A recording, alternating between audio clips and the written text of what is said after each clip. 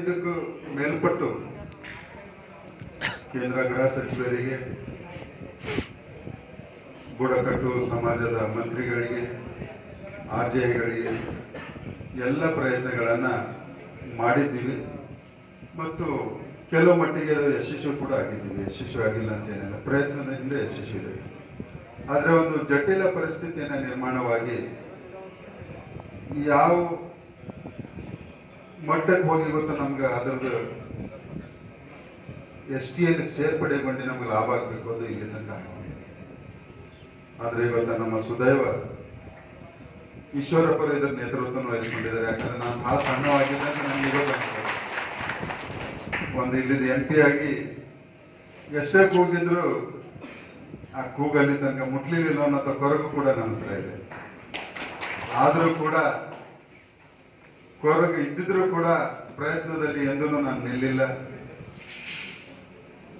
ಪ್ರಯತ್ನವೇ ಒಂದು ಯಶಸ್ವಿ ಕಡೆ ಹೋಗ್ತದೆ ಅನ್ನುವಂಥ ಮನೋಭಾವನೆಯಿಂದ ಮೊನ್ನೆ ಕೂಡ ಪಾರ್ಲಿಮೆಂಟ್ನಲ್ಲಿ ಮನವರಿಕೆಯನ್ನು ಮಾಡಿಕೊಡೋದ್ರಲ್ಲಿ ಯಶಸ್ವಿ ಕೂಡ ಆಗಿದೆ.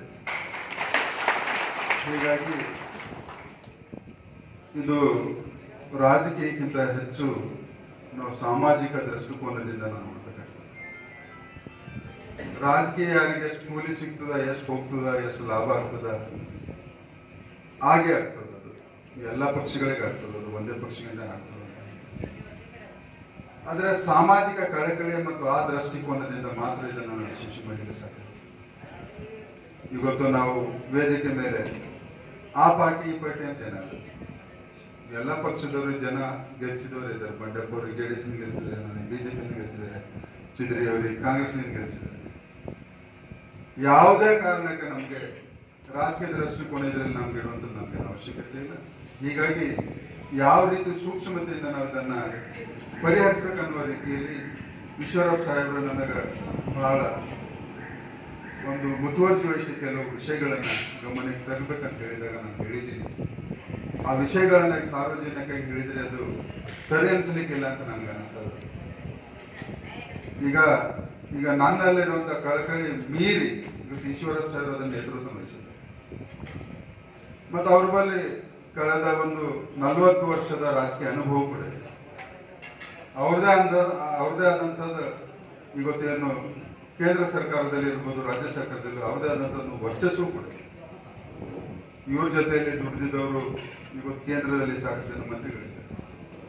ಎಲ್ಲ ಒಂದ್ ಕಡೆ ಇವತ್ತ ಆ ಕೂಗು ಕಲಬುರಗಿ, ಬೀದರ್, ಯಾದಗಿರಿ ಜಿಲ್ಲೆಯ ನಮ್ಮ ಗೊಂಡ ಕುರುಬ ಸಮಾಜದ ಕೂಗನ್ನ ಇವತ್ತ ಮುಟ್ಟಿಸಲಿಕ್ಕೆ ಈಶ್ವರಪ್ಪ ಸಾಹೇಬರು ಖಂಡಿತವಾಗಿ ಯಶಸ್ವಿ ಆಗ್ತಾರೆ ಅನ್ನೋಂಥದ್ದು ನನಗೂ ಕೂಡ ಆತ್ಮವಿಶ್ವಾಸ.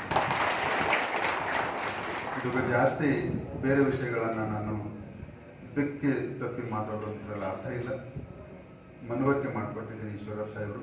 ಖಂಡಿತವಾಗಿ ಅವರು ಈ ವಿಷಯಗಳನ್ನು ಮುಂದೆ ತಗೊಂಡು ಹೋಗ್ತಾರೆ. ನಾವು ಕೂಡ ಅವ್ರ ಜೊತೆಯಲ್ಲಿ ಖಂಡಿತವಾಗಿ ಅಲ್ಲಿ ಇದ್ದೇ ಇರ್ತೀವಿ. ಮೊದಲು ಈ 3 ಜಿಲ್ಲೆಗಳಿಂದ ಆಗಲಿ, ಆಮೇಲೆ ಯಾಕಂದರೆ ಈ 3 ಜಿಲ್ಲೆಗಳಲ್ಲಿರುವಂಥ ಗೊಂಡರು ಮತ್ತು ಕುರುಬರು ಪರಿಸ್ಥಿತಿ ಉಳಿದಂಥ ಕರ್ನಾಟಕದಲ್ಲಿ ಇಲ್ಲ. ಅಲ್ಲೆಲ್ಲ ಸ್ವಲ್ಪ ಇಲ್ಲಿಗಿಂತ ಒಂದು ಕಂಪೇರ್ ಮಾಡಿದರೆ ಸಮರ್ಥರಾಗಿದ್ದಾರೆ. ಆದರೆ ಈ 3 ಜಿಲ್ಲೆಗಳಲ್ಲಿ ನಿಜವಾದಂಥದ್ದು ನಮಗೆ ನ್ಯಾಯ ಕೊಡಬೇಕಾಗಿದ್ದಂಥ ಈ 3 ಜಿಲ್ಲೆಗಳು. ಹೀಗಾಗಿ ಈ 3 ಜಿಲ್ಲೆಗಳಿಗೆ ನಾವು ಇದು ಒಂದೇ ವಿಷಯನ ಇಟ್ಕೊಂಡಿವಿ. ಅನಾವಶ್ಯಕವಾಗಿ 3 ಜಿಲ್ಲೆಗಳನ್ನು ಬಿಟ್ಟು ಮತ್ತೆ ಬೇರೆ ಜಿಲ್ಲೆಗಳನ್ನು ಸೇರ್ಪಡೆ ಮಾಡಿಸ್ಕೊಂಡಿದ್ರೆ ಮತ್ತೆ ಗೊಂದಲ ಸೃಷ್ಟಿ ಆಗ್ತದೆ. ಆ ಗೊಂದಲಕ್ಕೆ ನಾವು ಯಾವುದೇ ಕಾರಣಕ್ಕೆ ನಾವು ಎಡೆ ಮಾಡಿಕೊಳ್ಳಬಾರ್ದು ಅನ್ನುವಂಥದ್ದನ್ನು ಕೂಡ ವೇದಿಕೆ ಮೇಲೆ ಇದ್ದಂಥ ಎಲ್ಲ ಮುಖಂಡರು ನಾನು ಹೇಳ್ತೀನಿ. ಇವತ್ತಿದ್ದು ನಮಗೆ ಯಾವ ರೀತಿ ಆ ಪಾರಿವಾಳಕ್ಕೆ ಒಂದು ಕಣ್ಣಿಗೆ ನಿಶಾನೆ ಕಟ್ತಿರೋದು ಅರ್ಜುನ ಏನೋ ಆ ಥರ ನಮ್ಗೆ ಇವತ್ತು ಕೇವಲ 3 ಜಿಲ್ಲೆಗೆ ಮಾತ್ರ ನಾವು ನಮ್ದು ಗುರಿ ಇರ್ತೀವಿ, ಅಂದಾಗ ಮಾತ್ರ ನಾವು ಯಶಸ್ವಿ ಆಗ್ತೀವಿ. ಮುಂದಿನ ದಿನಗಳಲ್ಲಿ ಅದನ್ನು ಯಾವ ರೀತಿ ನಮ್ದು ಬಸವರಾಜ ಮಾಳಿಗವ್ರು ಹೇಳಿದ್ರು, ಇಲ್ಲ ಮೊದಲು ಇದು ಆಗಲಿ ಆಮೇಲೆ ಅವೆಲ್ಲ ಅನಾವಶ್ಯಕ ಮಾತಾಡೋದು ಬಸವರಾಜ್ ಅವರೇ ಇವತ್ತು ಈ ವೇದಿಕೆಯಿಂದ ಸರಿಯಿಲ್ಲ. ಮೊದಲು ನಾವು ಇವತ್ತು ಸಪ್ರೆಸ್ ಆಗಿದ್ದಂಥದ್ದು ಈ ಸಮಾಜ ಇದೆ ಅಂತಂದ್ರೆ ನಂದು 3 ಜಿಲ್ಲೆಗಳಿದೆ.